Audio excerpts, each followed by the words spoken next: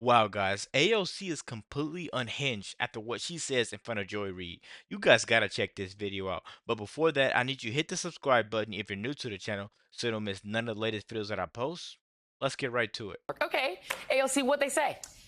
I mean, there's a lot of different things that we saw. I think there's a lot of people. First of all, it's important to note that Democrats, oftentimes when we lose elections, we think that we lost people to Trump. And that is true in circumstances, but they don't look enough at the fact that we also lost people to the couch. We have Really quick, guys, I'm sorry to pause it so early, but whenever you say "but," it takes away everything you said before. AOC, you're completely wrong. You 100% lost voters to Trump because he knew what Americans wanted and he knew he could satisfy what Americans wanted. Kamala Harris had nothing but word salad for people. She was drunk 100% of the time. Nah, 95% of the time she went up to go and speak. You know, there's still videos coming out today, and I have a documentary type video coming out on Kamala Harris, but you guys got to check that out. AOC, you're just horrible. Let's keep going, man. two people that we're running against. So a lot of people say this is why I voted for you and Trump.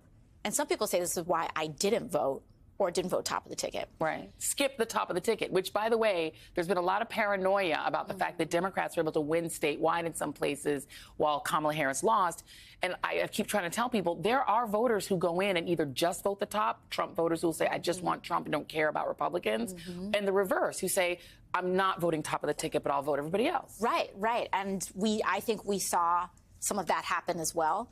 But when it comes to people who split their ticket, I think a lot of people cited several different things. One is there is universal frustration in this country, much of it, I actually think, justified, that is raging at a political establishment that centers corporate interests, billionaires, and puts their needs ahead of the needs of working Americans. So I'll tell you guys right now, the only thing that the Democrats were going to do is fuel the pockets of the elites.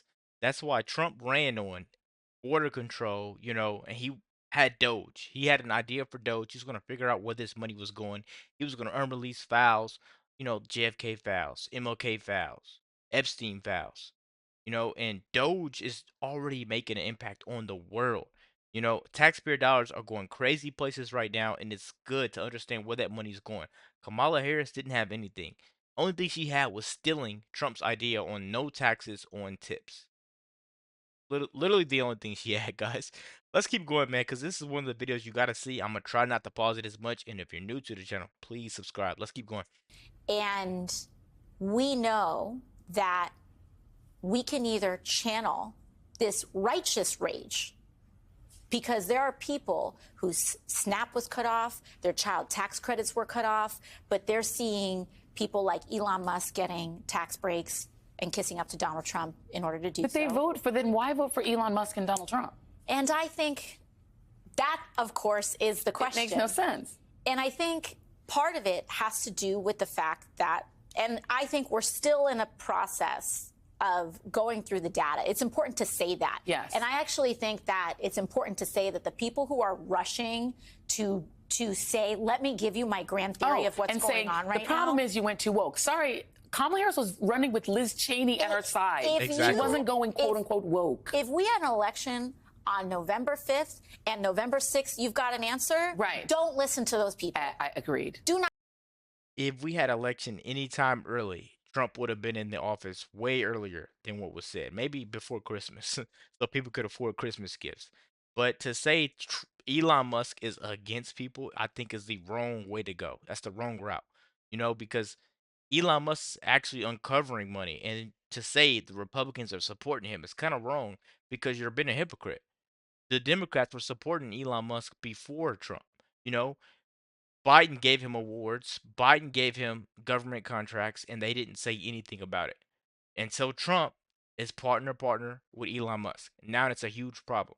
The Democrats are looking for whatever angle they want to go after this guy Trump. And that's all they've been doing this entire time. The last 4 years, they've been looking for a way to sit there and say Trump won't run. And they try to take him out. Let's keep going, guys. I'm sorry.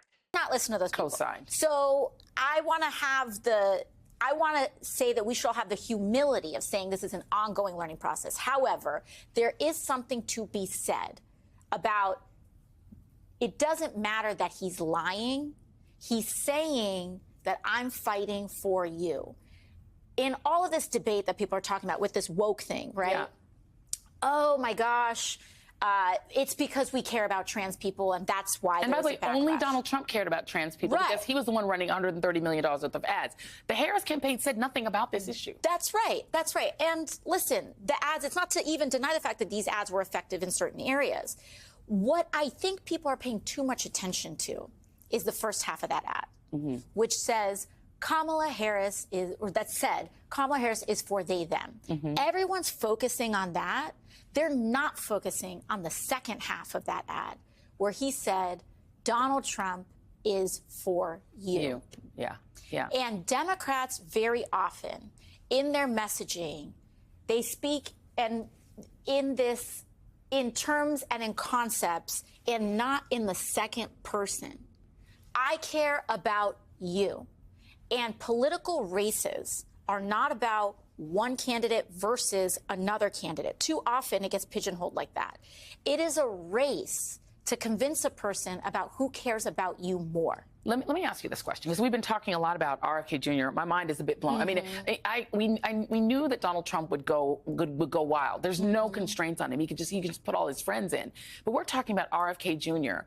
and the possibility of people pulling back on measles vaccines, on another pandemic happening. You're talking about Matt Gaetz. There's a 17-year-old girl out there terrified that all of her records, all of the witnesses against him in this case where she was trafficked could be in the hands of Matt Gaetz, and he could be the most powerful law enforcement official in the country in a case where the president of the United States is an adjudicated sexual abuser. If you're a sexual assault survivor, you're thinking, oh my God, this country is out to get me. They're out to get me and force me to have children by sexual assault.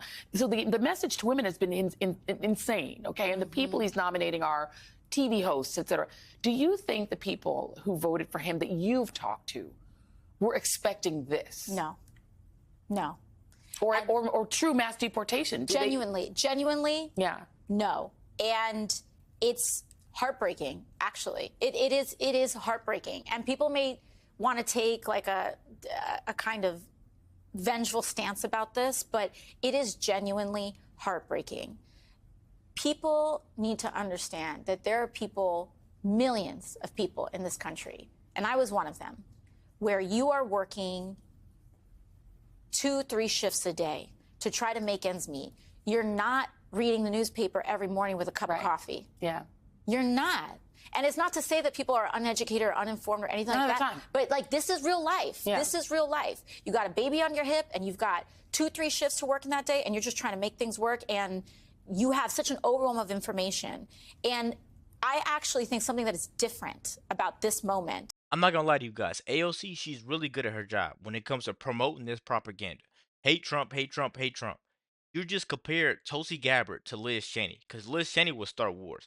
Tulsi Gabbard is about peace. That's why Donald Trump picked her, because he wants the best of the best in his cabinet.